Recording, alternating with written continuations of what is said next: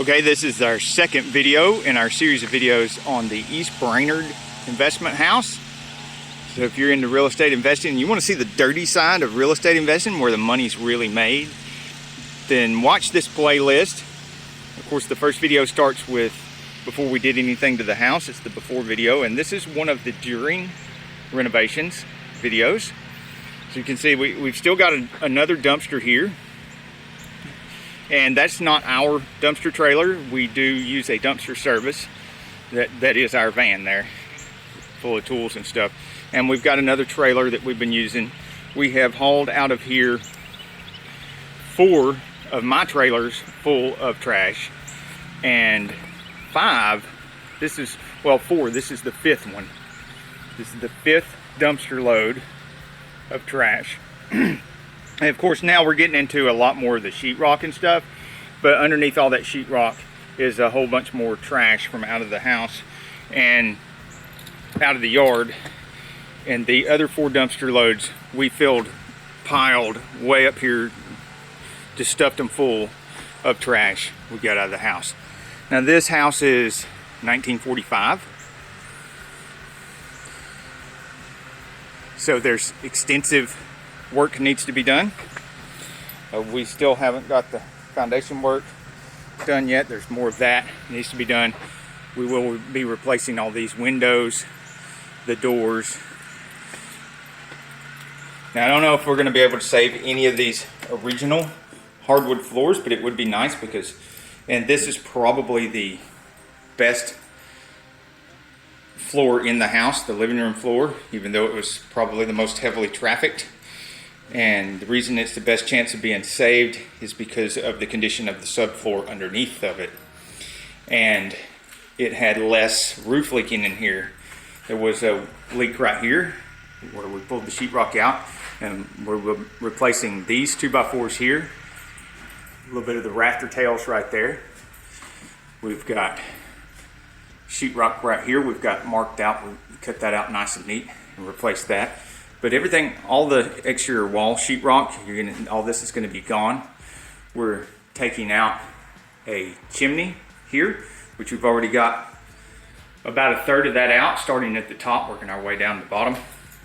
These are some interesting original pieces of wood that I found in the attic that match some of the wood for the windows and the window sills. So if we have to replace any of that, we will be able to utilize original 1945 pieces, put that back. So we'll have a good mix of originality and updated modern stuff. Now every single piece of wire in here, all the wiring is going to be replaced. We have here a front bedroom. This was originally a 2-bedroom, 1 bath. This is a small bathroom here, which I'm sure you already saw in the first video. There's not much changed here in the bathroom, except for taking trash out. A little hallway closet. And this hallway leads to the front bedroom, which is still a mess. You know, we've got most of the ceiling out of here. You can see through the ceiling to the attic window. But there's plenty of standing room in the attic and some finished floor up there with original 1945 planks. Of course, all this is going to get redone, and all these exterior sheetrock comes down, and new insulation and everything, and whatever 2x4s need to be replaced will be. I'm expecting at least 1 or 2 2x4s in here because there was a roof leak right here where you can see there is some wood damage, and all this decking will be replaced with the new roof. Roofers are coming out next week. We'll have an updated video on that. Once the roofing begins, we'll make a video of that so to show you what's going on with the roofing. There are currently at least 2 layers of shingles on there. All that's coming off. And then, of course, like I said, some new decking and some exciting stuff happening at the back of the roof. Wait till we get to the back. We'd love to see that. I don't think we're going to be able to refinish this floor. We probably have to replace it with either some luxury vinyl plank, or since it's a bedroom, I am considering carpet. I don't want to put any more carpet than I have to, but you can see heavily damaged right here in this area. And I don't see how we get any planks to match this sufficiently. So probably just redo this whole floor here. Now these attic stairs, all that's going to be new. Get rid of that. This is really tore up, and it's rigged here with a set of steps. So let's go into the second bedroom, which in here. Now whether this floor can be refinished and save this original flooring or not is yet to be seen. You tell me in the comments if you think, if I heavily sand this. Now remember, this is 1945 wood planks. They're like that thick. There's a lot of meat to them, so I could sand them pretty heavily and then come back with lighter and lighter sandpaper. You can take a lot of finish off these and still restore them. But you let me know if you think that it's really possible to save this floor in here. And it also goes into the closet. Nice hardwood flooring all the way into the closet. I think it would be nice if we could save it, but I don't know. Of course, at least this exterior wall, all this wallboard coming down, and probably this wallboard here too, coming out. And certainly everything electrical here is going to be replaced. All this electrical, that's going away. And just a half round moon-shaped light, plain. Make it match everything in the house so that the new owners can come in here and they can take those lights down and put down whatever lighting they want. Certainly the rest of the ceiling is coming out, because you can see water damage right there. And a roof leak right there. Look at what's right here below the roof leak. Oh, and this is scary stuff too. I mean, look here. Fuses. Whew. Yeah. Don't stick your finger in the socket. And then there's breakers and fuses. So, and if anybody knows exactly what this type of fuse box is called, maybe a quick disconnect, let me know in the comments. But even I haven't seen that one before. That one's a new on me. I've seen quick disconnects on the exterior for certain things, but I don't know why they would have one in here. Anyhow, every bit of that's going to be gone. Be a modern, nice 200 amp box. The service on the outside of the wall is getting replaced too, so you can feed that in, and then breakout box beside the service. Now brace yourself. This is ugly. We go through here. This is an addition that was done, a third bedroom. Number one, it shouldn't be a door going from forcing you to walk through a bedroom to get to a bedroom. So I'll show you how we're going to fix that here in a minute. And oh, what a nasty mess. The floor was completely rotten. If you watched our first video, you seen there was piles of trash piled up just twice as high as what the floor would be if there was a floor in here. This was at least an entire huge dumpster load. Industrial sized dumpster load, just to clear all this out. It still doesn't smell good in here. So, and this is what's left of the floor so far. All this is going to be tore out too. But this right here is just, it's that particle board, press board stuff that they make the cheapest possible furniture out of. It should have never been here on the flooring. And then, of course, all of this in the closet is going to be gone. This is on the other side of where I showed you the roof leak is. Probably some 2x4s in there. They're going to have to go. But yeah, that much water right on the electrics. Scary stuff. There's all that's disconnected right now for safety reasons. But yeah, not a single floor joist left in here except for the ones we're standing on. And most of those are in the condition of this right here. So it's all going in the dumpster, friends. My hashtag Insanefriends. Another dumpster load at least. And then there's some foundation repair to be done there. Let's get out of the stinky room and show you how the kitchen dining area is coming along. Wow, look at this. Look at all this work that's gotten done so far. Now, these nasty cabinets and everything's going. They're getting out of here. All this stuff on the wall over here is going. It's getting out of here. The electrician's replacing every bit of this electrics. And if you remember, there was a big wall here dividing a little kitchen with a little dining room. Now this house isn't big enough for a formal dining room like this. So what we've done is open floor plan, get this wall, which is not a bearing wall, out of here and free up that space. We're also getting the rest of this chimney out of here, which apparently was repaired in the 80s. It looks like they ran it without cleaning it. And there's evidence up here. There was some wood up here that was really charred, like they just kept running a wood stove until they set the flue on fire and cooked the wood. And then somebody went in and replaced some of the wood, but not all the wood, replaced some of the chimney, but not all the chimney. And there was notes and signatures from 1986. So, but all that is coming out. We're putting a central heat and air unit in the house. There's not going to be any need for any chimney, and we can use this space because, of course, this is an area where a stove goes, and we want nice modern cabinets to go here. Cabinets, stove, cabinets, sink, cabinets, refrigerator, and so there's not going to be any room for this doorway here because we want refrigerator, cabinets encroaching into this area right here, encroaching into this area right here. No evidence of there ever being a wall here. We're going to remove all evidence of that. And then this is going to be the doorway, and I'll show you how that works here in a minute when we go out back.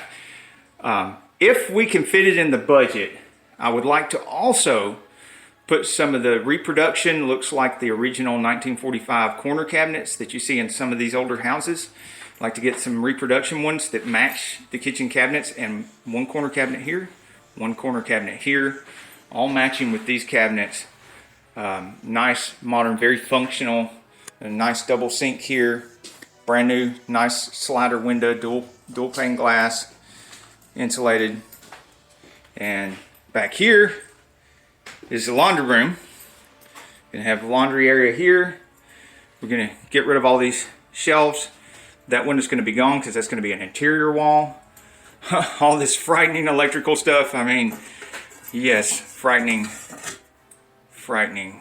old electrical stuff. And it's the wires aren't even down inside the wall. Don't even get me started on how not code this is. It's terrible. And tell me in the comments if you recognize what that is and why it seems weird that it be in a residential home. Those of us that have done some commercial property will recognize this. Shouldn't be here. Okay, so back door. Back door will be bigger, and we're going to show you from the back how we're going to make this door disappear and another door in there, which will lead to a door right here, allowing entry through here, and then you can turn right or left, either go to the master bedroom, or in here to the laundry utility room. And this corner I am going to fill up with the air handler for the heating and air, and then run the ductwork up into the attic, the new attic. We'll see in a minute why there's going to be a new attic. And then direct all the heat and air throughout the house through the attic with drop-down registers in the ceilings, instead of coming up through the floors and cutting up nice hardwood floors. We don't want to do that. We want ceiling registers. And floor registers accumulate lots of trash, especially in kids' bedrooms. You won't have that problem if you've got ceiling registers. They stay cleaner longer. Now, look at this mess. This is silliness here. If you've seen my first video, you've seen this before. There's a silly little gap here where there was an addition here. This is obviously much later than this addition here. This is the laundry room and the additional bedroom, which will be the master bedroom. And I'm going to bring this out to connect to here. And that's going to be the door. And it's going to be a little hallway. and you can go over here into the laundry room, or you can go into a door here into the bedroom. And then this space right here will either be more space for the bedroom, or possibly a large closet, or a small master bath. We'll decide that later. You just have to keep watching these videos to see what we do with that. And to do something with this roof, this is all going to get tore off, framing and all. This is going to get tore off, framing and all. We're going to have one simple gable come up and back down instead of two and a bunch of valleys and stuff. That way we'll have just two valleys, 1, 2, and simplify the roof. And you can see up here where we've gotten rid of the chimney, so that also helps simplify the roof a little bit. And you'll be seeing some videos on that here pretty soon. The roofer should be here next week. Electrician should be here next week. And in the meantime, we've got lots more demolition to do. And we've got to dig and put in a piece of foundation here for bringing this together. So I hope you enjoyed the update and the tour of the East Brainerd Investment House, and a little bit look at how the money is actually made in real estate.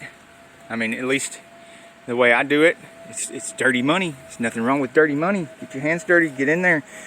Renovations can make or break whether your real estate investments are profitable or not. But remember, it all starts with the price you pay for the property. Don't get sucked into this. A lot of this stuff people preach about.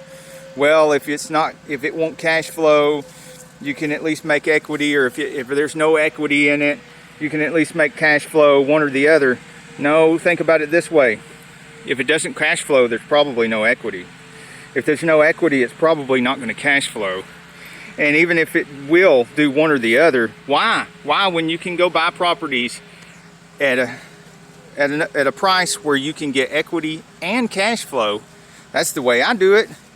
And cash flow in the double digits, because when you're done, I don't personally rent. I like to fix and flip. My wife wants a bunch of rental properties. I mean, so I may do some more rental.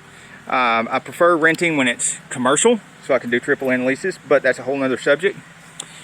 And the point is that you've got to buy at a price. Don't get in bidding wars with other people that want single digit returns and stuff like that, because you could just put your money in some other interest bearing investment that's completely passive. Real estate is not passive. You could put it in something completely passive that gets you 8, 9, even 11, 12%. And now I'm not giving financial advice because I'm not qualified to do so, but you can watch some of the other people's channels that I do watch and find out about some of these things. So if you're not getting double-digit returns on your real estate investment, then pass and move on to something else. And keep in mind, real estate agents have a vested interest in giving you a rosy prediction on higher prices so they can make a commission off of a sale. So be careful and buy correctly, and then pay really close attention to your renovations. Find you a nice balance between cost and really good quality work, because if it's not quality enough to where it has to go back and redo it, you're not saving anything. Doing something twice for half as much, you could have just done it right in the first place. But at the same time, don't go for the most expensive stuff you can. Find a balance. Till the next video, we're wishing all our hashtag insane friends hashtag insane growth.